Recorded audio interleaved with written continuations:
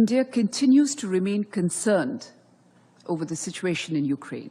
We are concerned about recent developments in the region which have not helped in securing the larger cause of peace and stability. India has supported the efforts of the UN Secretary-General in continuing the Black Sea Grain Initiative and hopes for an early resolution to the present impasse. We have urged that all efforts be made for an immediate cessation of hostilities and an urgent return to the path of dialogue and diplomacy. Madam Chair, India continues to remain concerned over the situation in Ukraine. The conflict has resulted in the loss of lives and misery for its people, particularly for the women, children, and elderly, with millions becoming homeless and forced to take shelter in neighboring countries. Reports of attacks on civilians and civilian infrastructure are indeed deeply worrying. We are concerned about recent developments in the region which have not helped in securing the larger cause of peace and stability.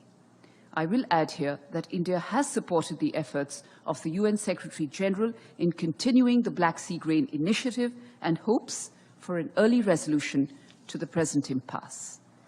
We have consistently advocated, Chair, that no solution can ever be arrived at the cost of human lives.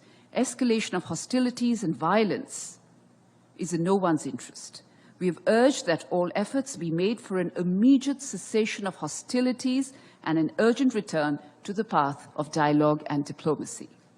The global order that we all subscribe to is based on international law, the UN Charter, and respect for the territorial integrity and sovereignty of all states. These principles must be upheld without exception. Dialogue, hence, is the only answer to settling differences and disputes, however daunting that may appear at the moment. The path to peace requires us to keep all channels of diplomacy open. It is also unfortunate, Chair, that as the trajectory of the Ukraine conflict unfolds, the entire global South has suffered a substantial collateral damage. It is thus critical that the voice of the global South be heard and that their legitimate concerns be duly addressed. India's approach to the Ukraine conflict, Chair, will continue to be people-centric.